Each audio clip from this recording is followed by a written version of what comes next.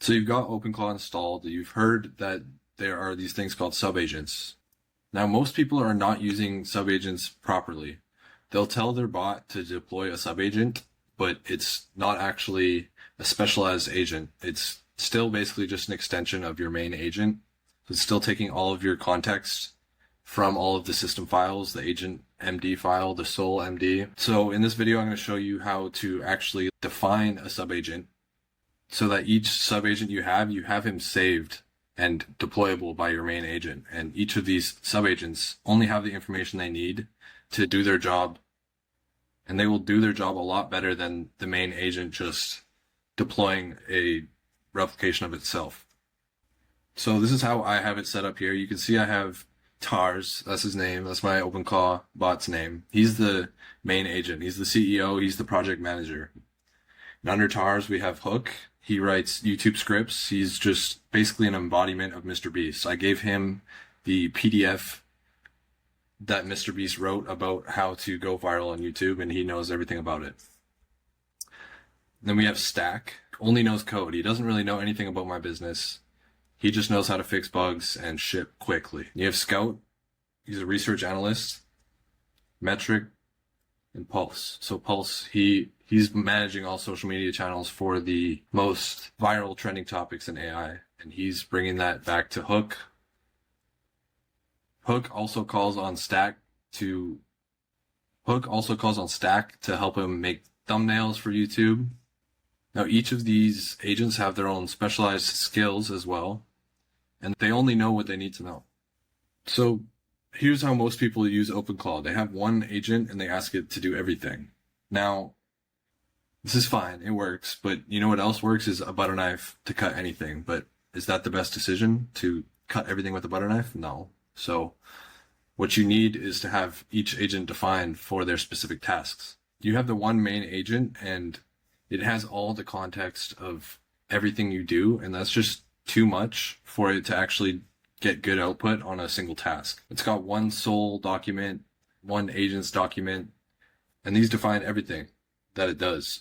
So you actually want to have this one main agent help you define what your subagents need to be doing, and then give them their own sole document, their own agent's markdown document, and only allow them access to whatever info they need. So your main agent can give them info if they need it for their task from its context, but your subagents don't need the vast majority of what your main agent knows. So I'm going to get in how to do this in a second, but let me just illustrate this for you a bit. Tars knows everything. Hook only knows how to write YouTube. Stack only knows how to code.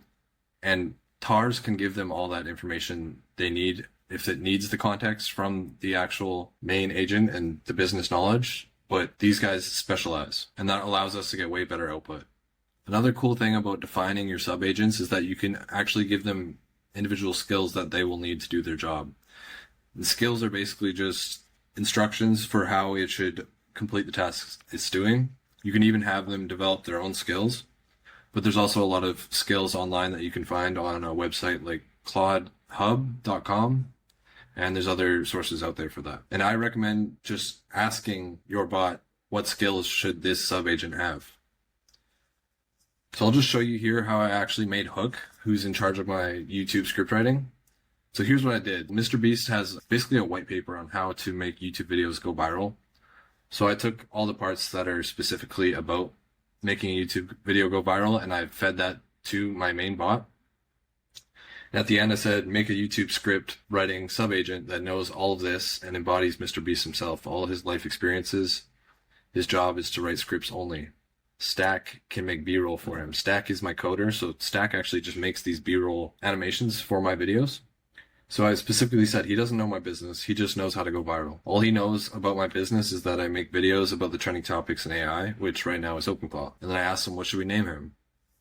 Another thing you want to do is specify that they don't have a heartbeat. Your main bot has a heartbeat, and this is one of the things that actually makes it proactive. Its heart beats many times throughout the day, and that actually just like triggers it to go through its context and see what it should be doing for you and what it should be messaging you proactively. But you don't want your subagents to have heartbeats, because that could just waste a ton of tokens. You just want your main agent to be able to deploy these subagents, and your main agent is already proactive.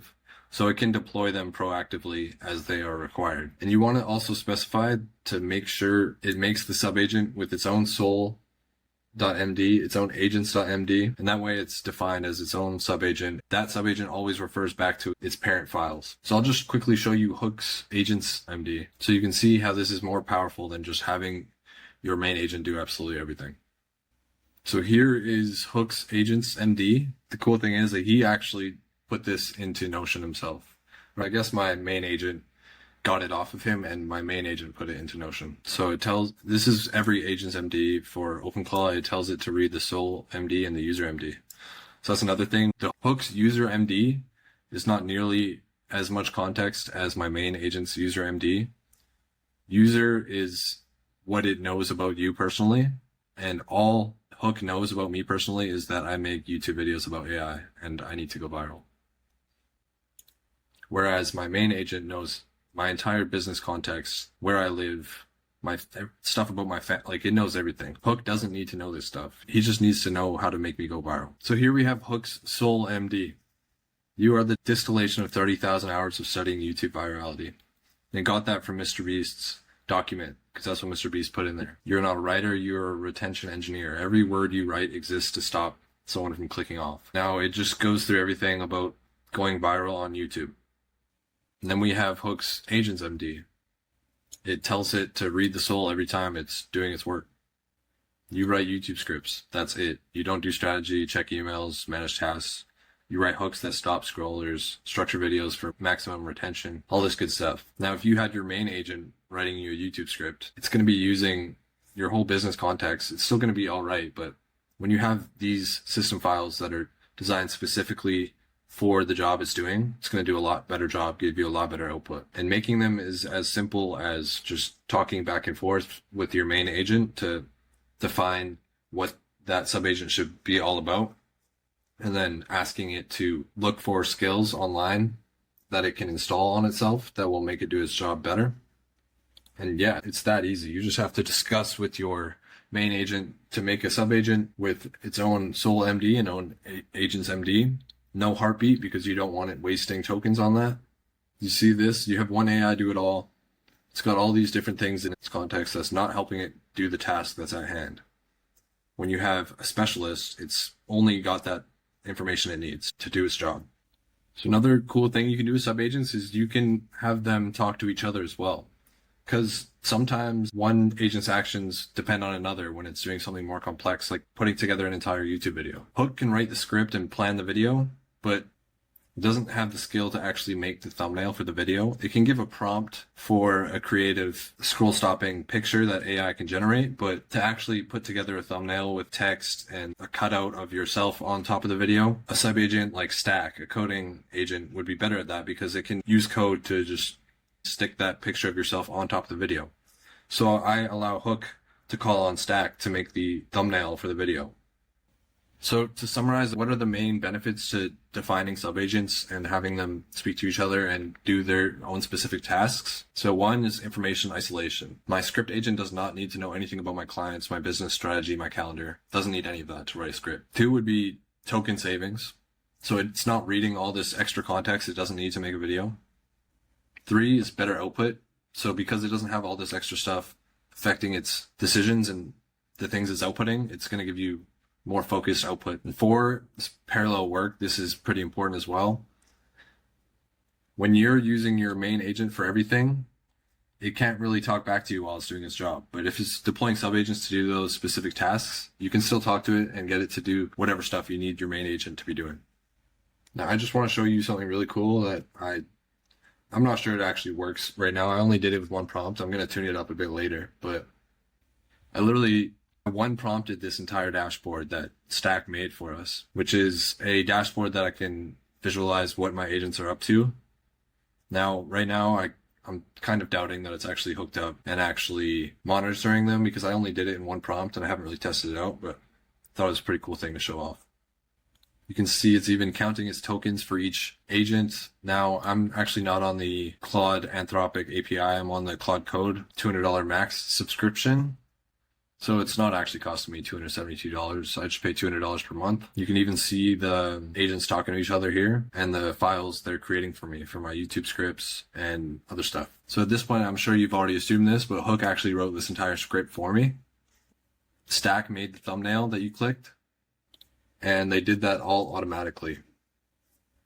I actually had them design this entire YouTube pipeline where they speak to each other to automatically create the video idea, the script, these graphics they make, the thumbnails, the titles on the thumbnails, and at each point in this process, they are checking in with me to see if I want any changes made, and I just approve their actions and they continue it on automatically.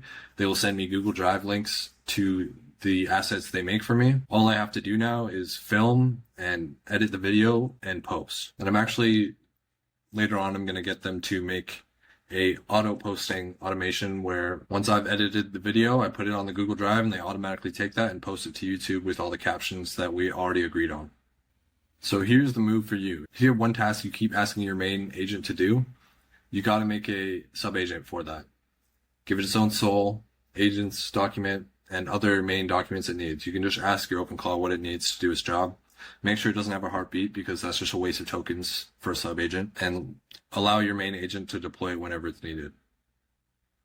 And you can refer to them by name in your chat.